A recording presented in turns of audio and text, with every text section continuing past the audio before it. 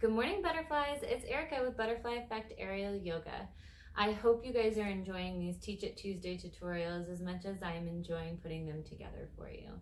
Today, I have a pike pose for you, which is a play off of a plank and a great introduction to finding that core strength and balance that you need to either do a headstand or a handstand.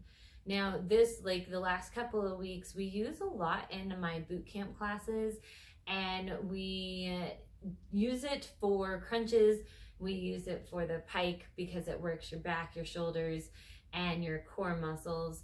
And we also use it just for fun because I have some girls whose goals are handstands. So it's a great introductory tool to finding that and still using props until you get to a point where you can do handstands without props. I'm going to go ahead and show you. As you can see, we're on the ground today. So the first step to getting this into this pike pose is to find your center. Now my silk is hanging plumb already. I'm going to take my right foot. Again, I'm right dominant, so if you are left dominant, feel free to do your left. And I'm going to get that up into the silk.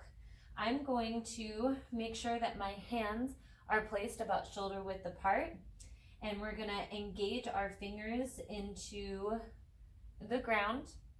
When you're ready, you're going to bring that left foot up into that silk with you to have a nice plank, making sure that you've got a nice strong plank, that spine is straight, your core is tucked in, your glutes are engaged, your legs are engaged, so your entire body is engaged with this pike or with this plank pose.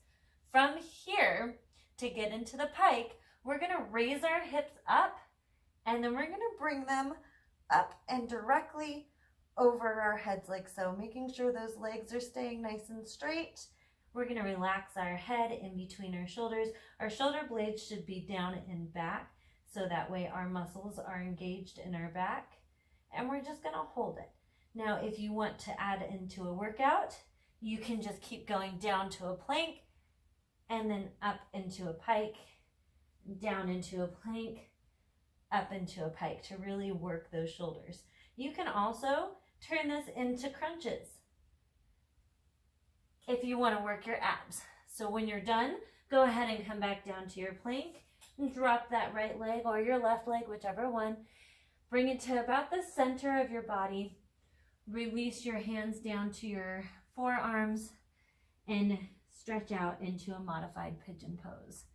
Making sure you take a few moments to catch your breath, to reacclimate with being right side up if you were in your inversion for a long time.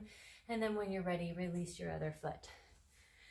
So that is how you get into and out of a pike and a few of the different workouts that we do in our boot camp using that pike pose. I hope that you guys enjoyed that pose tutorial, and I will be back next Tuesday with yet another.